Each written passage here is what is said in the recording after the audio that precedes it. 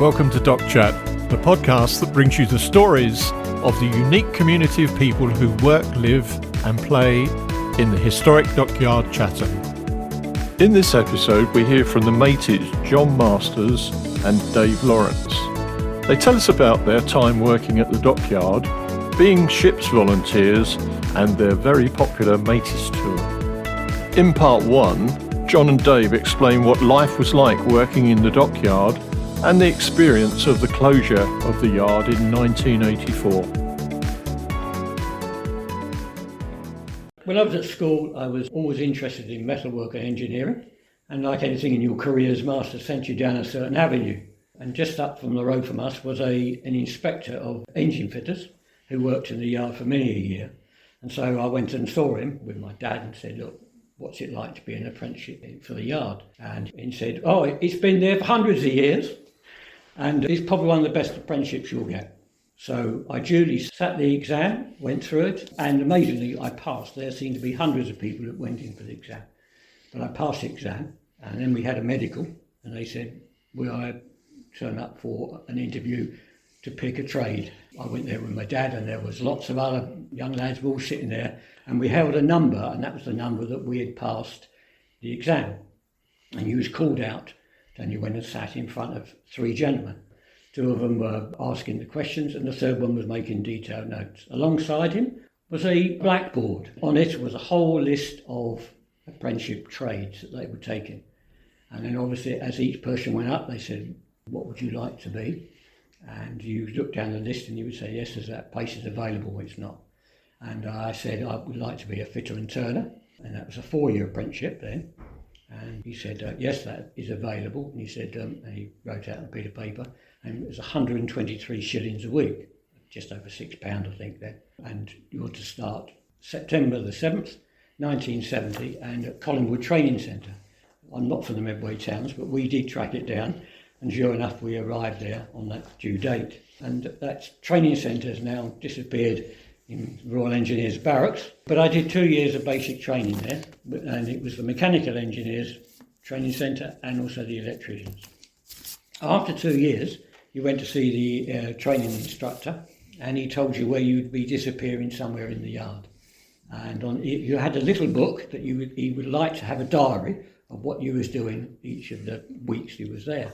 On the top of the book, it had the initials FF, which meant it was the fitting factory, which was a seriously big building. And on September in 1972, I came down to the yard and stood outside with my little toolbox, that's all you had in those days, my sandwich box as well, and waited for the name of a chargeman to go and see.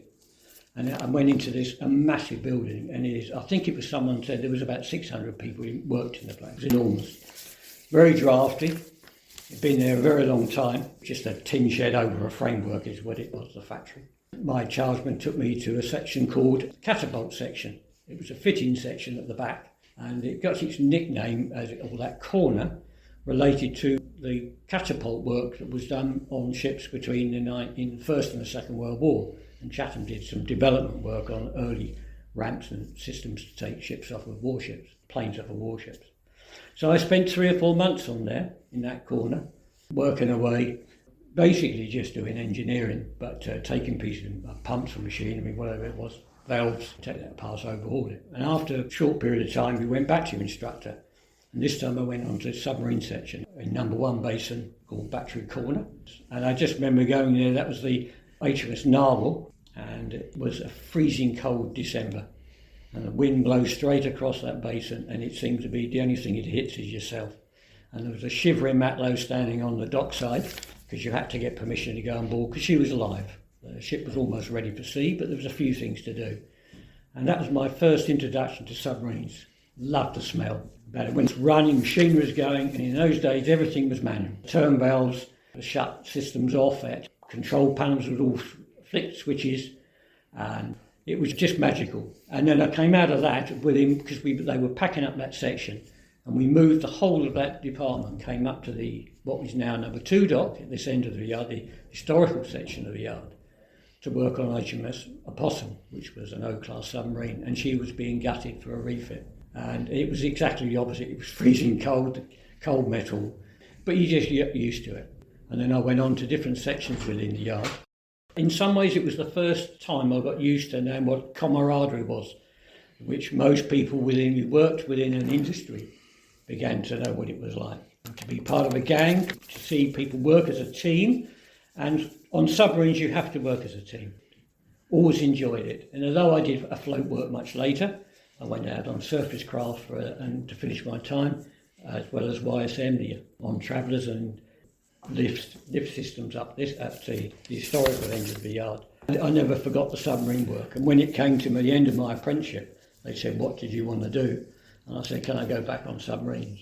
And by then we was starting main refits on the nuclear submarines in the complex, and that's what I got involved in. And I was to spend 9 years on hunter-killer submarines. And Chatham pioneered a lot of work, and I don't ever think that people appreciated just what we did.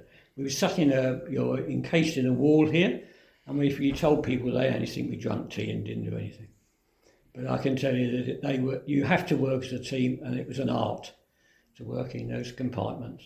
Totally different than when they're built. I thoroughly enjoyed that side of the work. I suppose you would say we were ticking along the world, the years of refit, moving gently, and then 25th of June 1981, and the Dockyard's life was destroyed in one sentence, as the Ministry of Defence stood up in Parliament and said that Portsmouth will be run down and Chatham was to close on the 31st of March 1984. And it was just after 4 o'clock. Most of us were on shift work. That was when we finished at day shift, and the night and the afternoon shift were coming in as well, and people just stood stunned. And there's 7,000 people in this yard whose life was changed forever by that one sentence. And I wrote in my diary, it was the saddest day of my life.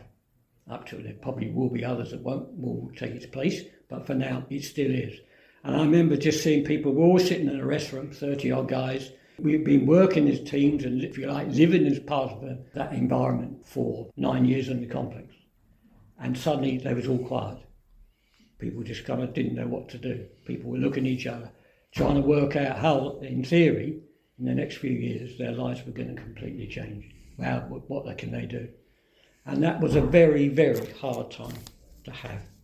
Having said that, there were obviously great times within the yard, like Navy days, and we got ready for that type of stuff. But all of that was to change now. People were starting to have to know that they've got to find another job or go to another dockyard. And that was hard all the way through.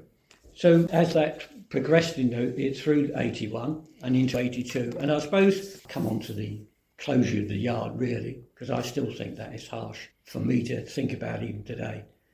And lost a lot of good mates going to different yards. The yard didn't really change much in probably the first part of the year. The unions decided that they would try and fight it. Basically, once they gave you the worked out of redundancy packages, people just said, well, this is what it's going to be. From a trades point of view, I don't know of anybody that hadn't got a trade that didn't get a job. The hardest part came down onto the non-skilled and the semi-skilled people within the yard. And I don't know how well they affected, but they would be more affected than us. And a lot of our people, they did go to other yards. We still had ships to finish. 2 submarines that was in. One was still got another year to go. Another one was about to turn up. She'd only just a year into a 4-year refit. And suddenly you think, well, but how are we going to manage? Because people began to leave the yard. It slowly tapered off, and the hard part at the end was watching 30-odd men in a restaurant. Suddenly there'd only be 29, or there'd be 27. Slowly these empty chairs appeared in the room. And over a period of time that became quite hard to take, because it wasn't only our section, and it's not only our trade that's been affected, it was all trades, and there was all forms of management. And slowly all these people began to move on. It became very, very difficult to work because you still had to produce the standard that you wanted, and you still got to try and get these ships running. We came to the Falklands complex, and people thought maybe there's a chance ships are going to get patched up and damaged and need to be repaired when they come back. But it didn't. Within a short period of time, it was obvious that the government wasn't going to save the yard, and that was it. But there was a time when you also realised the Navy, they knew friends and family and ships that were going to go to the Falklands, and somebody wasn't going to come home. That must have been really hard for them. It was all right for us sitting there reading the newspapers. But you began to feel for them and because they was part of your knit unit that you needed when engineers on board the ship and people you work with when you're refitting the ship. To watch the yard slowly bleed itself to death. Less cars, less bicycles, motor scooters. It was easier to get in the yard. You didn't have to queue to go into different places. You go into a building or go to a toilet block. It was locked up, finished, moved out. Great office blocks is in the nuclear complex. There was an 8-storey tower block, completely layered with all the different sections within it to administer the refit work. You would see empty desks or just a pair of ovals left on one side, some notebooks, and then you go along a bit further and there'd be another one. And you go back the next week and there'd be 2 or 3 other people moved on. And this whole point of slowly draining the blood out of this place. The ships were getting less and less. We eventually got Churchill finished in the middle of 83, so she went up on trials. The yard then was empty. There was hardly anything in it, and it was like walking into a 3D model. Everywhere you turned, there wasn't anything. The factories are all being gutted of machinery, all the lathes are gone, the offices were empty. Everywhere you went seemed to be getting less and less people in it. On the last day, August the 19th, 1983, you clocked on for the last time, daft as it may seem. And then I went in and there was my chargeman and inspector, which I'd known for many years on that gang. They'd already moved on. They'd gone to Devonport. My foreman came up and he said, "Oh, well, this is your last day, but you must officially sign the Official Secrets Act before you leave." So we signed that, and he shook all our hands and he said, "You might as well go." And I went out to the yard, and you have to go through a security system for the complex. And the policeman that was there, I went to hand my badge back. We had our own security badges, which was nicknamed Spangles for what they are. And I went to hand it in, and he said, "Oh, you might as well keep this. And oh, by the way, there's the little tally with your picture of your picture and your number." And there was 12:49 to leave. And I don't really remember walking. I think there was 2 or 3 other guys, but I can't be 100% how many of us. We was all leaving at the same time. We walked up to the Mars Pond, which is 1/4 mile. And I remember just sitting in the car and thinking, it's a sunny, warm, sunny day. There's nothing. And we all drove away. And I drove out and I got to the Pembroke Gate, as it was called, went to go out. There's no barrier up. The policemen, because they was all losing their jobs as well, they was being moved on, but not just us. And I just remember driving through these blue gates, and that was it. My time, if you like, was finished then in the dockyard. I started my 5-year apprenticeship in Chatham Dockyard in 1960 at the age of 15. All my family, father and uncles, had been apprentices and then fitters in the dockyard, so my twin brother and I really had no chance. So we took the 2-day dockyard exam in 1960. My brother became a ship fitter and I became a boiler maker. Our uncle, who we lived with after our parents had passed away, was the first dockyard safety officer, and as our guardian kept a close eye on us during our apprenticeship, we weren't allowed to do anything wrong. My training centre had just been opened on St Mary's Island. Previous to this, apprentices were trained within the workshops on their trades. My first year was awful, with regular beatings from older apprentices, but it soon settled down and I eventually became secretary of a new apprentices committee that had just been formed. So apprentices in the training centre had all their problems and complaints to me to sort out. I became quite famous in the personnel department, where my uncle also worked. After working as an apprentice on yard services and afloat, I'd done trials on HMS Hermione for 2 weeks, sleeping as an apprentice in the PO's mess. That was an eye-opener. I ended up in the boiler shop in the planning office as a progressman and relief foreman's writer to 2 boilermaker foremen, 1 boilermaker in the workshop and 1 afloat. Apparently I could answer the telephone properly and make the foreman's tea okay. I was in great demand by the chargemen and inspectors, who always wanted to know what was going on in the foreman's office. Eventually, after completing my apprenticeship and several years in the planning office, I applied to become a relief recorder and was successful. My twin brother had already become a recorder, and they were told there would never be 2 of us, as it would be too confusing. But it did happen, and I'd done this until the dockyard closed in 1984. I was taken to an industrial relations court by 1 workman who had got the sack from the nuclear complex. My brother had applied to transfer to Devonport Dockyard and was successful. However, my wife, who was looking after elderly family members, did not want to go anywhere, so I stayed here. It became my career or my marriage, and I chose the latter. So my brother Brian and his family went to Devonport, and now they live in Cornwall, whereas we stayed in Medway. After the dockyard closed, I became a housing officer to Gillingham and then Medway Council for 25 years, when I retired at 64 in 2009. We'll hear more from John and Dave in part 2. To find out more about visiting the dockyard, go to the website, which is easily accessible by typing Historic Dockyard Chatham in your browser, or if you want the website address, it is thedockyard.co.uk. That is thedockyard.co.uk. You will be able to buy tickets for 2026 online, and the great thing is the cost of a ticket gives you access to the dockyard for a year, apart from specially ticketed events. In 2026, the new exhibition in No. 1 Smithery is Ocean Photographer of the Year. The exhibition showcases 116 award-winning photographs, bringing together the very best ocean, wildlife and underwater photography from around the world. The exhibition runs from the 28th of March to the 31st of August and is included in the annual ticket price. We have a special event. Jack and Nancy's Dockyard Adventure by Quentin Blake runs from the 2nd of May to the 30th of June. In this family adventure, you step into a storybook and become a real-life adventurer as you follow the story of Jack and Nancy with real-life ships, sounds and historic places of the dockyard. The Mateys tour is on the last Wednesday of each month. Experience a tour of the dockyard and hear how it was working in the yard. The tour lasts approximately 90 minutes. These events are included in the annual ticket price and full details can be found on the website. In part 2, John and Dave tell us about volunteering in the yard and their Mateys tour. A few years after I left the dockyard, I had a day's leave and I decided to come back and just see what was left of the yard. I went down Dock Road, this long road, and at the end of it I slowed and slowed in the car and then I stopped because there's no main gate, no Pembroke gate. There's no barracks gates there either. And I looked at it in disbelief and I could see piles of rubble everywhere.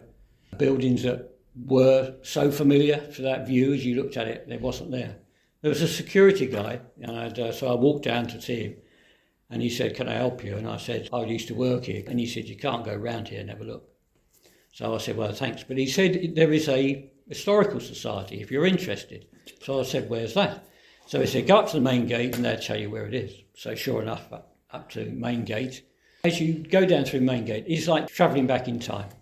And I remember driving down here, and of course I'd worked at this end of the yard for some period of time. And the guy told me, he said, "Yeah, you go round to a place called the Lem Paint Mill," which I had heard of, but I knew very little about. And I drove round and you go up into a ramp and then alongside this long building that was made, all the lead sheeting and the paintwork for the yard for 90 odd years, back in the 1800s. Parked outside, and there over the top of the door was this nice sign that said Chatham Dockyard Historical Society. It's a fireproof building, and so there are iron doors. And I pushed it open.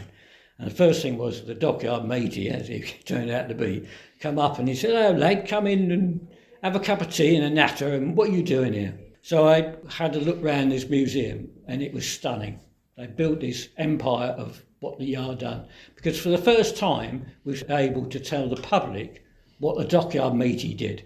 Everybody knew about what the Navy did and what it looked like, and they all saluted and looked immaculate. But you couldn't talk about what we did, because in theory a lot of it was classified, and even if you did talk about it, people didn't understand.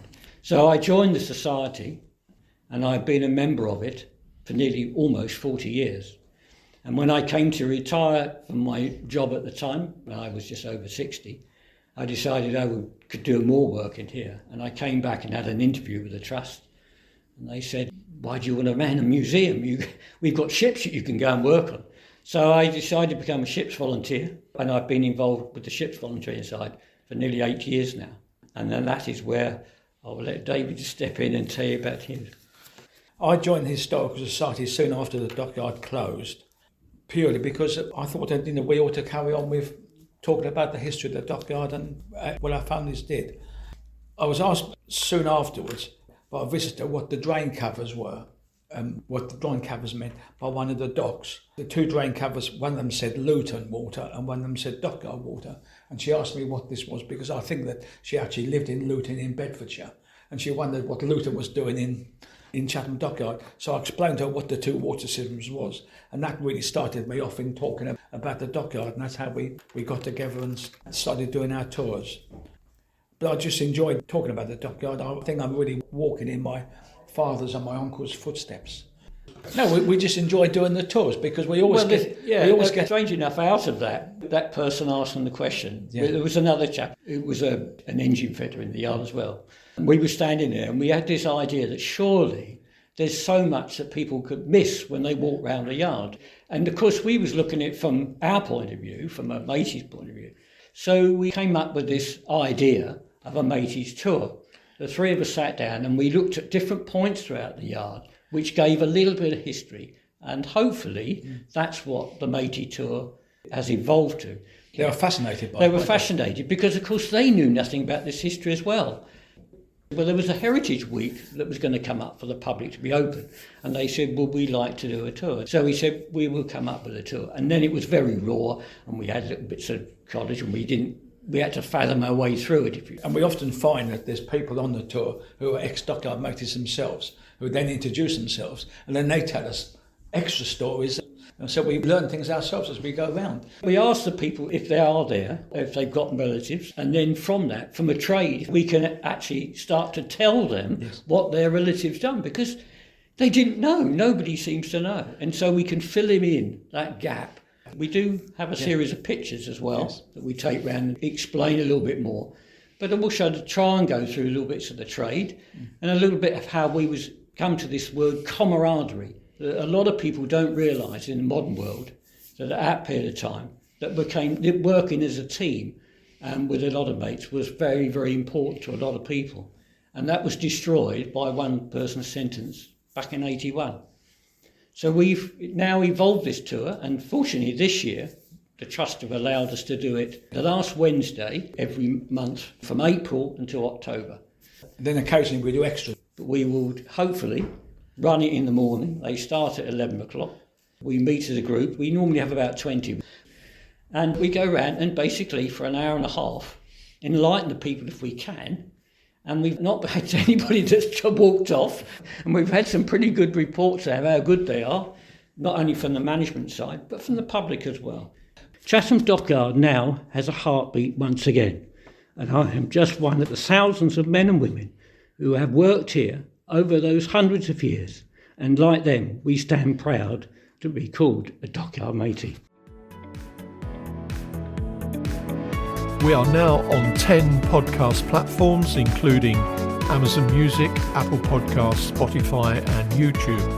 You can either visit any of the 10 podcast platform websites or download their free apps from the Google Play Store or the Apple Store. If you have enjoyed our podcast, please hit the subscribe button and you will be sent a notification whenever a new episode is added. To contact us about the podcasts, please email us at podcast@chdT.org.uk. That's podcast@chdT.org.uk. So until the next time, this is John saying goodbye and take care.